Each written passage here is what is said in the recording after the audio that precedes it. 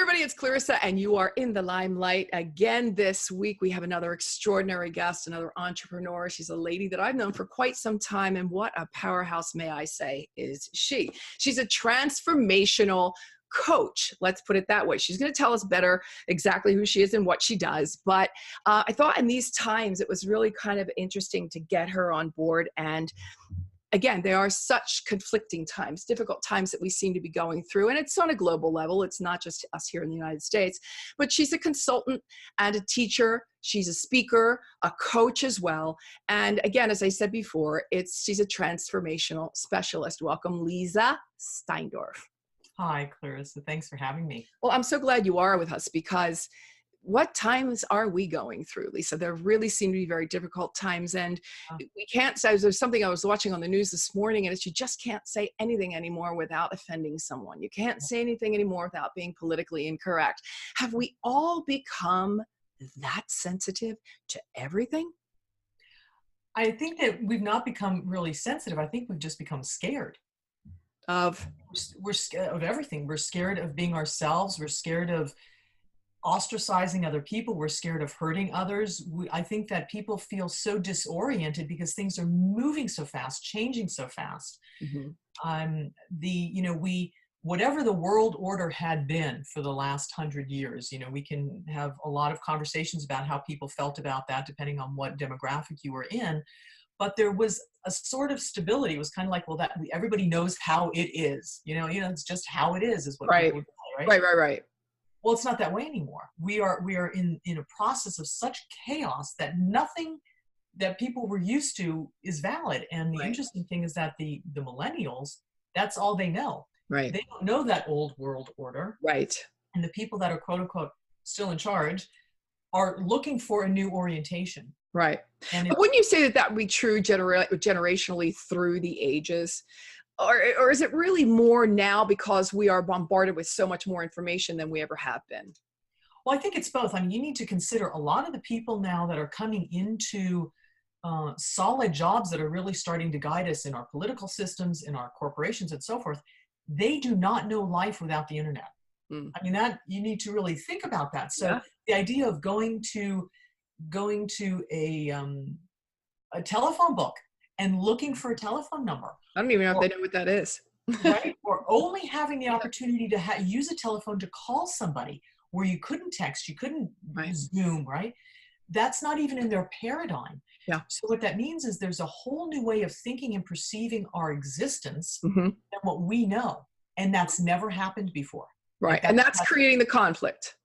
That's part of what's creating the conflict. It's creating I'm going to say an instability. So you can never go from one stable system to another stable system directly. Right. You just think about moving, right? You have this beautiful home or beautiful office, whatever it is, and now you're going to go to a new location. First, you have to pack things up, take things off the wall. Things are a mess all over the floor. It's not possible to go to the next place and have everything on the wall and your desk in place and your phone system operating. You have to rebuild. That's where we're at. Right. We are in the process of that chaos. Right. And so it's how do we navigate while we're in this place of chaos? Okay. How do we navigate in this place of chaos?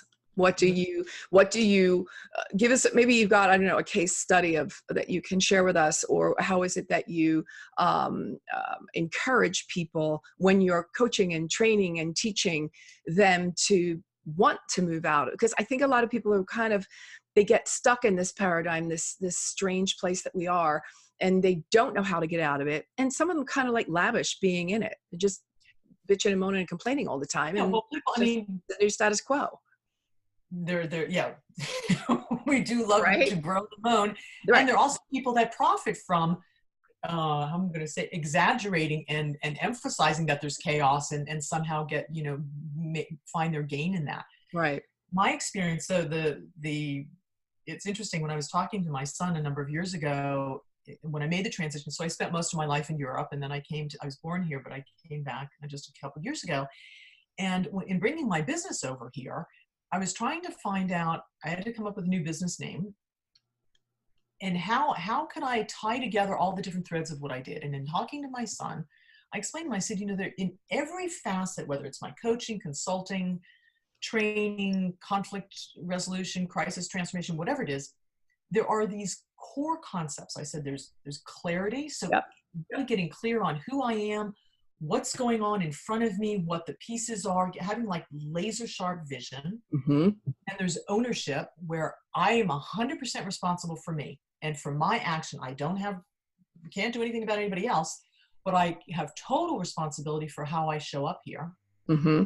And then there's resolution. How do I deal with the problems that arise? You know, fires are burning, people are upset, or conversation goes south.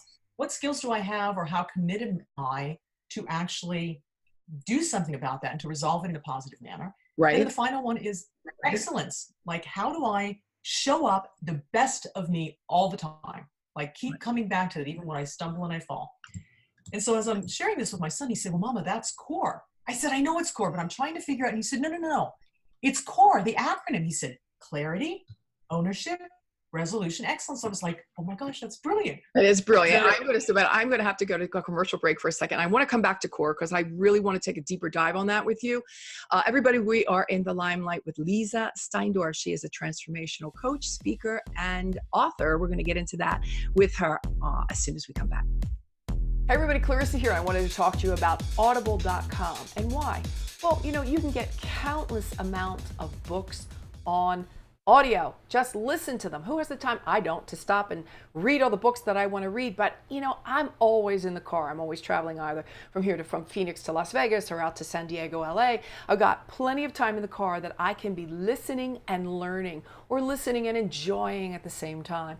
So I've decided to affiliate with Audible. It's what I love to do, is listen and learn. So why don't you do the same? And they've got it in different languages. So it's not just English. I know there's Spanish and other languages as well, that you can go in and pick all kinds of different titles, all kinds of different books, and listen to them. And for me, I, again, love learning. It's the quickest way for me. It's the easiest way for me. It's the most affordable way for me. So go ahead. You can get a free trial. I'm going to send you to clarissaburt.com/audible. Go there now. You will not be sorry. All right, we are back in the limelight with Leeza Steindorf, and we were talking about your core. Is it value? Is it a system? How would you call it? It's a model and a system. So that acronym, core, clarity, ownership, resolution, excellence, is really the foundation of everything that I do. Mm-hmm. Woven into these various aspects. But you had asked earlier, what can we do in this chaos? Yes. And I have a training called Core Personal Transformation on my Teachable School. And I take people through those 4 aspects of our lives, or of any situation. So you can actually use clarity and look at all the areas of your life and see where you need to become more clear.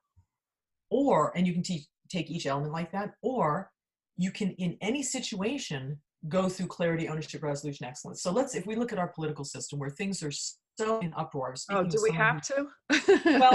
Well, but just yeah, kidding. I'm joking. Please do. I'm just. I mean, right?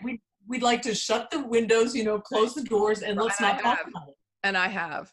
Yeah, you're not the only one. Yeah, I guess you're not the only one. And I was speaking with somebody. I have a client in England, in Cambridge, and they're dealing with Brexit over there. And it's impacting absolutely everything. And the uncertainty that everybody has is what's going to happen now, right? They had before Brexit, before the EU, and now Brexit. So to be able to look at a situation that's very chaotic and say, okay, what's going on? What really is happening? And get factual about that, get clear. And then look at ownership. What can I do? So if I can't go out there and change the government, but I can vote. I can inform myself. I can take action that really is useful in my immediate surroundings. Mm-hmm. When arguments come up, or when there are things that I feel like I can resolve, if we look at the environmental issue, right. What can I do as far as recycling or getting active? And then again, coming from excellence, it's like, how can I take a stand? What positive thoughts can I hold? Am I going to degrade myself into gossiping about, which right. basically a lot of media it's gossiping about the government, or gossiping about social figures. Right. Do I want to degrade myself to that? Do I want to rise myself up and come from a place of excellence and see how can I contribute in a positive You way. know, I really loved what you said about conflict, though, because when I was studying for the interview, you said something about conflict being the lack of understanding or misunderstanding. And so when you come to the table and you're at that mediation table and you're sort of the in between or the go between the two parties, where do you start, and what would be the optimal, not perfect, but the optimal outcome? Oh, that's my juicy place. Yeah. Love that you asked that question. Yes. People think I'm crazy for really loving to be able to go into conflict. And the reason I think for it's that is, awesome. I think it's great. Are you kidding me? It's like, I mean, how much better could you feel about yourself than walking out of a room and saying, wow, they walked in there hating each other and now they're kind of like in there doing the huggy lovey thing. It's great. I think it's absolutely. awesome. Yeah. Or even if it's not huggy lovey, at least it's at a place where everybody feels better, right? Right. So the very first thing, and this is useful whether it's in a conflictual situation as a mediator or whether you're having a conversation with your partner and it's not going really well. Right. And that is to just seek to understand. Like really be curious what that other person means, what they're saying from their frame of reference. And that's something hard for us to do because we just want to defend and say, no, this is this way, and we stay stuck in ourselves. And there's times where we want to be oriented internally. But if you're going to be in a conflict or you're seeing that conflict is going on, to go external and in your orientation and really seek to understand. So if I understand, reflect, if I understand you correctly, you're saying this, oh, that's not what you meant. Did you mean this? Really want to understand them. Yeah. The curious thing about what happens then is when people feel understood, and this was the beauty of Carl Rogers and his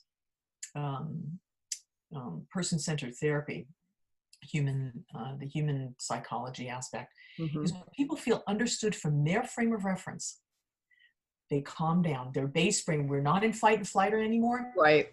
Our whole nervous system calms. It's like, wow, okay, so somebody hears me, like somebody's here with me. They get me. Yeah. Then people are in a position to say, now, okay, so that's what I felt. So what did you mean? Right. That's really where the turning point is. So that coming and back, sometimes it's the word or it's the tone, and it completely diffuses, because that happens with me. I'll get all head up about something and somebody can just say one word or two with that kind of tone that you kind of think to yourself, well, yeah, why are we going there? Let's come back over here. And it's a great feeling. And I try to do it now more than I ever did too, because I know that if I go in and I try to diffuse something by saying, just keeping it really calm. That wasn't me 20, 30 years ago. I mean, I was off to the races. I mean, you couldn't, I mean, I'm, an Irish Catholic from Jersey. I mean, I would be, down your throat in a heartbeat. And then, that wasn't I was like, how was that working for me? Not so well. So I had to learn also, a little bit. I think we all should learn conflict resolution in our lives. So I'm sorry. No, please go ahead. Well, I was going to say where do we learn it, right? We go to school, we learn math, English, other languages, science.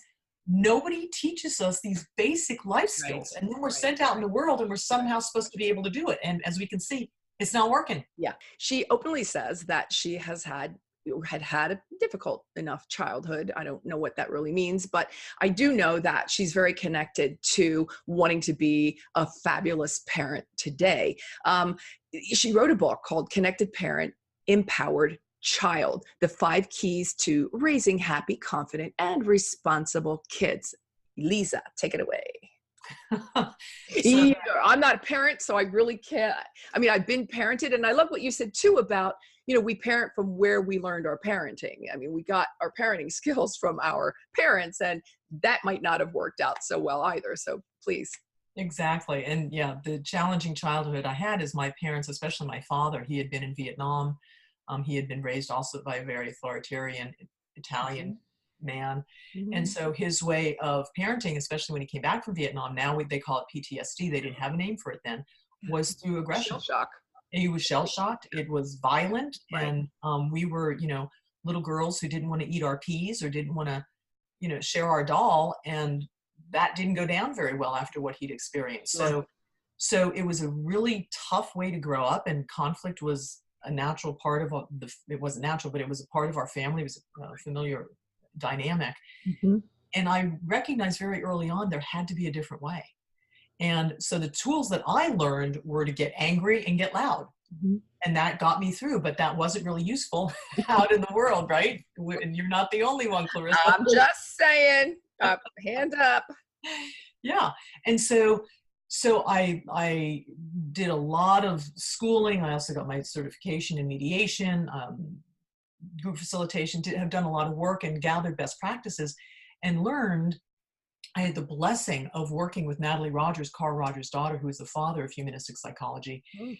And he's the grandfather of nonviolent communication, which a lot of people don't know. Mm-hmm. So that whole foundation of humanistic psychology, where I was able to work with Natalie for years as her assistant Mm-hmm. in Europe, gave me the foundation of really seeking to understand other people. And so then when I had kids, I had, it all worked out. I was a fantastic parent until I gave birth. And then it like all went south because the only thing I had was what I had learned. Yeah. So get angry and get loud. And yeah. that never works. And it scares the heck out of everybody, which I didn't. Well, and we end up with dysfunctional relationships and kids that are really wounded, and they go out in the world and then they wound others. So I applied then all of the work that I had done to my parenting. And also there was a program that went national in Germany called, Frieden lernen, which meant learning peace. And I do that program also internationally now. It's Core Success for Schools. And from that, I gleaned Core Success for Parents. And that program is where the book comes from. It's 5 modules of what you were saying. Wouldn't it be great if we had a class on how to do relationships? That's the first one, Living to Thrive. Then there's raising self-esteem, resolving conflict, discipline with dignity. Right. So where is that fine line between wanting to have a child that lives in healthy self-esteem and over parenting or helicopter parenting or little Johnny gets a trophy even if he didn't really deserve one, kind of thing? You know what I'm saying? Like, where is that? How do you teach healthy self-esteem? That is such a great question. And that's really what that connected parent, empowered child. When you have that connection with a child, when a child knows that you are there and that they are okay the way they are, right. They don't have to do ballet lessons, basketball, all these other things. They're just good as they are. And out of that knowing of themselves, their esteeming of themselves, their confidence, then they can say, okay, I'd really like to do music, or I'd like to do volleyball, or whatever it is. They find their way and you support that. Right. You don't come from without and on top of them put some sort of a shell of how they should be in the world or what they should be doing. And they need a framework. How do you counsel a parent that has a child that's being bullied? Because bullying is so much more prevalent apparently today than I remember it being in school, especially with the online bullying and the social media bullying. So kids seem to be really under attack everywhere they go. And I think we're really starting to see some, as we have been seeing, some of the worst possible case scenarios coming out of this feeling of not being good enough and getting very angry about that. Yeah. Well, and that's why that's why the book Connected Parent, Empowered Child, but also the Parenting Success Blueprint training it's multi-pronged. So you have to build self-esteem. You have to have a child know their value, their worth in the home, their skill sets, and whatever weaknesses they have. That's just part of who they are. Not everybody can do everything, but to promote their strengths, to promote their feeling of power in themselves and in their family unit and also at school, is the other side of, if somebody's going to bully or harass you, how do you deal with that? When is it time to take a stand? How do you get other people to support you? When is it time that you need to actually report? The difference between reporting and tattling. So there's a whole great point. Behind that. Such great points. Everybody, we have come to the end of this. That's how I say that's how quickly the time goes, because the information I find is so enthralling and something we really need to hear. So I would love Leeza to tell everybody how we can find her. She's a transformational coach. She's an author, a speaker, and travels all over the world, helping people understand how to relate better to one another or with one another. She also mediates, which I think is awesome. I'd love to be this big on her shoulder one day when she's in the room mediating. Her book, Connected Parent, Empowered Child. Where can we find you? Where can we find it, Leeza? Sure. So I have a website, leezasteinDorf.com, and Connected Parent, Empowered Child's on Amazon. And I also have an online school at yourcoresuccess.teachable.com, where all my online trainings are. And Leeza is Leeza Steindorf, easyenough.com. Don't make the mistake of calling her Leeza, everybody, because it's not Lisa, it's Leeza. I learned it the hard way. No, I'm kidding. I'm joking. It's Leeza, and I think it's a gorgeous name, by the way. That's really, really pretty. Love that. All right. Well, I'm so glad, and thank you so much for the time that you've given us today. I'm thrilled that you've been able to be on here with us in the Limelight. Anything else you'd like to leave us? Some parting words you'd like to leave us with? Yeah, and just get in touch with how amazing you already are. You don't need to get anywhere else. What a fabulous message. That's a great message for today. Thanks again, Leeza. We'll be talking again soon. My pleasure. Thanks, Clarissa. Bye.